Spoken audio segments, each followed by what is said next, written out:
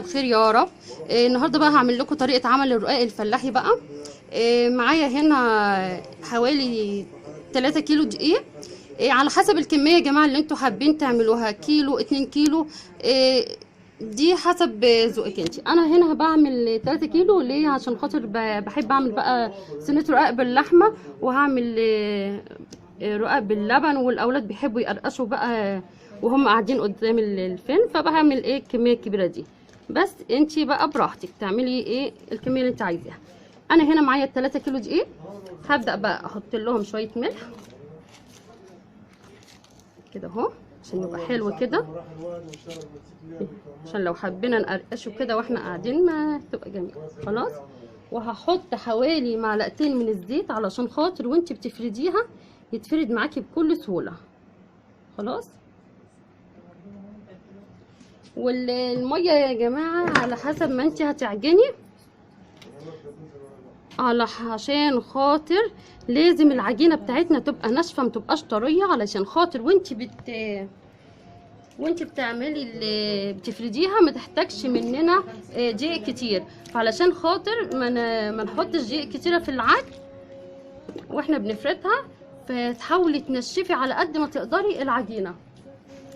خلاص. علشان خاطر هتتعبك وانت بتعمليها، بس في الاخر مش هتحتاجي دقيق كتير، وهنوفر بقى الدقيق بقى. ادينا شايفين كل حاجه غاليه دلوقتي، وايه نعجنها جامده ونخليها عجينه ناشفه معانا متبقاش طريه اهو يا جماعه. بعد ما عجنتها شايفين اهو، بصوا لا طريه قوي ولا مهيه قوي، يا دوبك تبقى ايه ماسكه نفسها كده، علشان خاطر ما تحتاجش معانا واحنا بنفردها دقيق كتير. هسيبها بقى ترتاح قد ربع ساعه كده، وبعد كده نبدا بقى نفردها. اهي يا جماعه العجينه اهي لما سبناها ارتاحت بقت كده. هبدا بقى اخد عينه كده منها واعملها كرات كده صغيره، يا دوبك كده على قد الرقاق اللي هنعملها، على حسب ما انت بقى هتعملها رقاقه كبيره صغيره. انا طبعا عشان هعمل صينيه الرقاق باللحمه فهعملها رقاقه صغيره كده عشان تبقى معايا. هكورها كده الصغير. شايفين العجينه يا جماعه تقيله كده حلوه ازاي، مش ماهيه قوي، عشان خاطر ايه ما تاخدش دقيق معانا اهو. هكورهم كلهم بالطريقه دي عشان كل الرقاق يبقى مقاس واحد. شايفين اهي حلوه. هقرصهم كلهم بنفس الطريقه كده وارجع لكم. دلوقتي يا جماعه اهو قطعتهم كلهم قرصتهم كده. هبدا بقى ارش عليهم شويه دقيق كده علشان الوش بتاعه ما يقشفش كده اهو. شايفين؟ ونبدا بقى نرق الرقاق بتاعنا الفلاحي الجميل ده. يلا هجيب بقى الرخامه هنرش عليها شويه دقيق كده، وهنجيب العجينه بتاعتنا كده اهو، وهنرق بقى بالعود بتاعنا بقى اهو كده.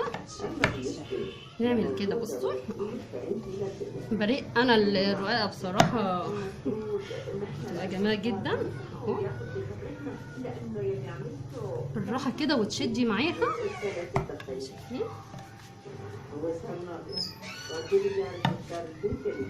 ماما إذا بدك راح يكون الأفضل إنه بيجي يتزوج الفرح، لأنه الزواج راح يخليه يحس بالمسؤولية. بصراحة اهي الرقاقه بتاعتنا خلصت. هبدا بقى اعمل ايه؟ هجيب بقى الرقاقه كده وهبدا احطها بقى في الفرن بتاعتنا. واللي ما عندهاش فرن يا جماعه عادي ممكن تعمليها على البوتاجاز، تحطي صينيه كده على البوتاجاز وتعمليها. دي بقى الفرن بتاعتي يا جماعه اللي انا بعمل بيها بقى العيش وبعمل فيها الرقاق بتاعي بقى اهو. تعمل كده وبعد كده اطلعها. وزي ما قلنا اللي ما عندهاش فرن زي دي عادي ممكن تعملي صينيه كده تحطيها على البوتاجاز وتعملي فيها الرقاق، بتبقى حلوه خالص. بس انا طبعا عشان عندي الفرن دي اللي بخبز بيها على طول، فهبدا بقى ايه لحد ما تحمر. طبعا من فوق وتحت هتحمر مره واحده وهطلعها. نعمل واحده تاني اهو. مش الدقيق بقى بس كده الرقاقه اهو نعمل كده.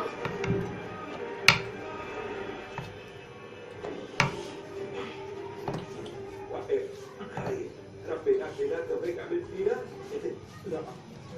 غير الموضوع الصوت مش عارف تسلسلني. انا بحلف لك اني بس كنت عم بحكي مع سانجا.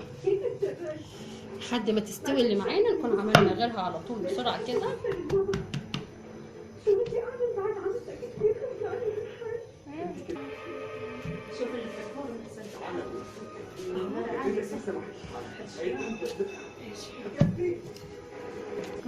اهي بقى الرقاقه بتاعتنا استوت اهي، نبدا نطلعها. شايفين يا جماعه؟ شايفين حلوه خالص ازاي؟ شو بدك كان يكون لاحلى؟ حتى لو كان كلامي مضبوط ما حدا فيكم رح يوقف معي. ايه هذا رقاقي بتنزل عم تنزل. هبدا بقى نحطها بقى في الفرن بهذا البيت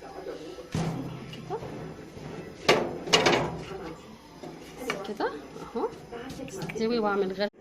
دلوقتي يا جماعه اهو الرقاق بتاعنا بعد ما طلع، شايفين حجمه جميل جدا ونشف كده وحلو خالص اهو، من فوق ومن تحت كده مستوي.